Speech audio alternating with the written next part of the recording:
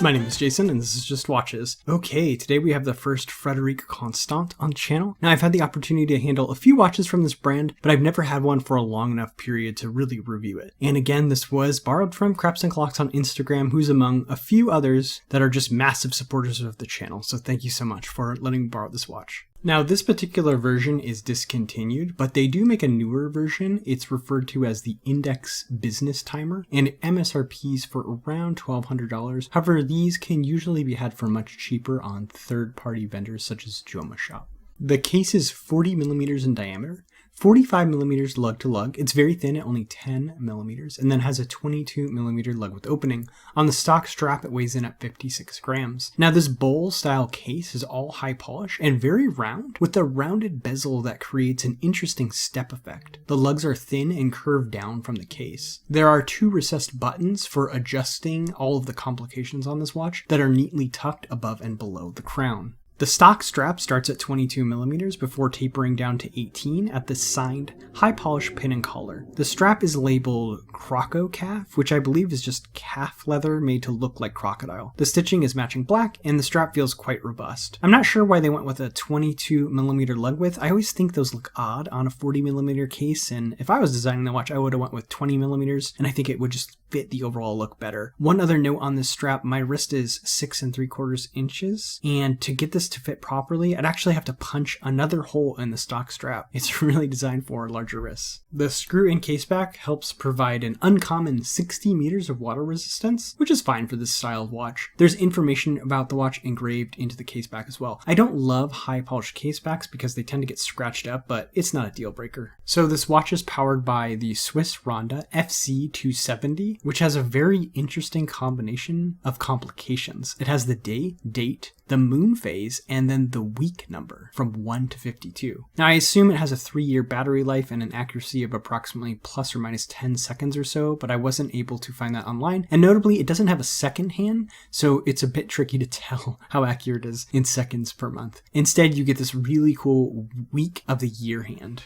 The 5 millimeter push-pull crown is very tiny. It's signed with the FC logo. While it's not easy to operate the watch with, this is a quartz watch, so you're not really going to have to adjust it that often, and a large crown would definitely look strange on this style of watch. The flat sapphire crystal is flush to the case. I would definitely expect sapphire at this price point, so I'm glad to see it. And then the choice of a flat crystal is good because it really preserves how thin this watch is. Alright, this dial has so much going on. It's flat black with crisp white printing for all the information that's going to be displayed. At the very edge, we have the number representing the week. Moving in slightly are Roman numerals for the hours. Next, we have branding at 12, and then 3 sub-registers in the center. At 3 is the date, 6 is the moon phase, and 9 is the day of the week. These sub-registers are decorated with concentric circles that help distinguish them a bit from the rest of the dial, and they do catch light. I think they did a good job displaying so much information here. The high contrast between the dial and the text make it easy to read, and although I've always found date sub-registers a bit difficult to read, somehow they got all this data onto the dial without anything feeling quite cramped. And then the coolest part of all is you have the number of the week, which is not something I'm really used to and not something I really use, but from what I understand, some workplaces, especially if you're in the accounting department, do actually use this week number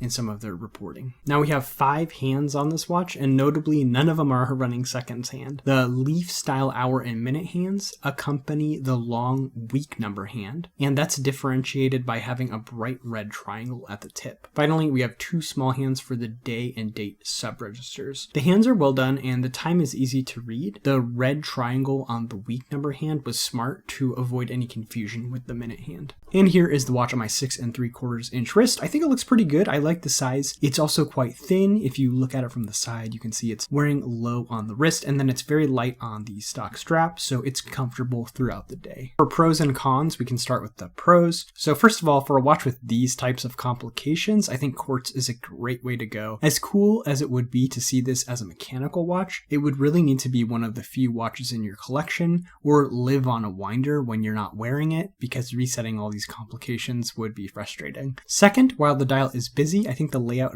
information is well done. While things are tight, it does not feel cramped. As for cons, I wish they had gone with a 20mm strap. I just think that 22mm lugs on 40mm cases looks strange. Second, at least at MSRP, this watch feels a bit pricey. However, on third-party vendors like Joma Shop, I think these can be picked up for about 50% of MSRP. And then finally, I wish this watch was a perpetual calendar. It has all these great complications. That would have been another fun one to have, so you don't have to adjust that date on some of the months. So comparables on this watch are going to be pretty rare, and that's probably another positive going for it. I'm honestly not familiar with another watch in this price range with this set of complications, but if you do know of one, please let me know about it in the comments below.